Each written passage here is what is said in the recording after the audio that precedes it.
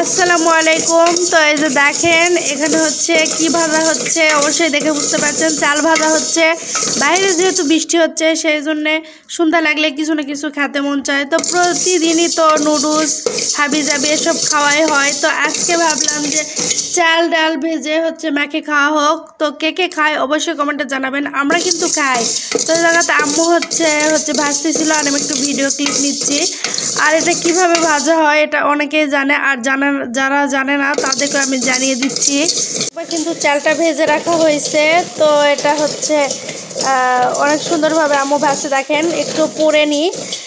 তো আর এই যে এই জায়গাটা হচ্ছে চালটা মেখে রাখা হয়েছে, হালকা লবণ আর একটুখানি পানি দিয়েই কিন্তু চালটা মেখে রাখা হয়। তো যাদের দাঁত নেই তারা এটা অবশ্যই খাওয়ার চেষ্টা করবেন না, কারণ দাঁত না থাকলে এটা খাওয়া যাবে না। কারণ এটা কিন্তু এটা অনেক শক্ত হয় ভাজলে, এমনি তো চাল শক্ত, ভাজলে কিন্তু আরও একটু ইয়ে হয়। তো এটা দাঁত থাকলে তারা খাওয়ার চেষ্টা করবেন, না থাকলে খাওয়ার দরকার নেই। আর যদিও দাঁত না থাকে খান, তারা তো অবশ্যই গিলে গিলে খাবেন।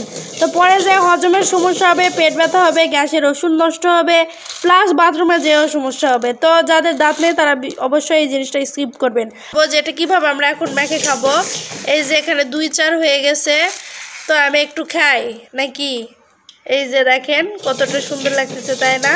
মাখলে কিন্তু অনেক স্বাদ লাগে।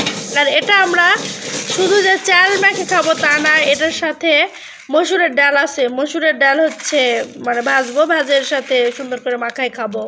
তো গাইস এই যে এই চাল ভাজার সাথে হচ্ছে মসুরের ডালও ভাজা হচ্ছে। আর এখানে আমার কি ভাজা হচ্ছে, কিসের ডাল?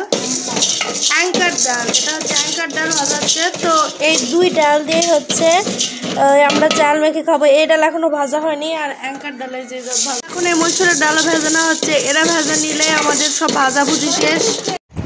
তো গাইস এই যে এখানে আমার খালা হচ্ছে পেঁয়াজ কাটে নিচ্ছে। যেহেতু চাল ভাজা অনেক বেশি, এই জন্য 3টা পেঁয়াজ আর কয়েকটা মরিচ নিয়ে নিব। তো এখানে আমি চালটা নেড়ে চেড়ে দেখছিলাম, আর এই যে খালা এই জায়গায় মরিচ কাটা শুরু করে দিছে। মরিচ নিয়েছিলাম 5টার মতন, আর পেঁয়াজ নিয়েছিলাম 3টার মতন।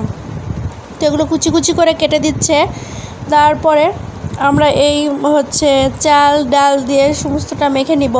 আপনারা কে কে এভাবে চাল ভেজে ডাল ভেজে মেখে খান অবশ্যই জানাবেন। আমরা বিশেষ করে বৃষ্টির দিন হলে এই মাখাটা বেশি খাই, অনেকে খায় না কিন্তু আমরা খাই। তো এই যে আমার খালা হচ্ছে পেঁয়াজগুলো সব কুচি কুচি করে নিচ্ছে। তো কুচি কুচি না করে নেওয়া শেষ। এবার হচ্ছে আমার মা মাখাচ্ছে, এখানে লবণ দিল আর সরিষার তেল দিচ্ছে।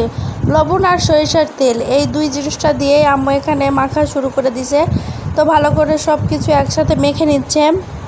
তো দেখেন দেখতে কতটা লোভনীয় লাগতেছে, তাই না? তো এটা হচ্ছে সুন্দর করে মেখে নিচ্ছে। তো মেখে নেওয়ার পরে এই যে মাখা শেষ, আমি এবার খাবো। অনেক টেস্ট হয়েছিল মাশাআল্লাহ, বিশ্বাস করেন। এই যে আমি খাচ্ছি। তো সেই স্বাদ হয়েছে। আজকে এ পর্যন্তই। আল্লাহ হাফেজ।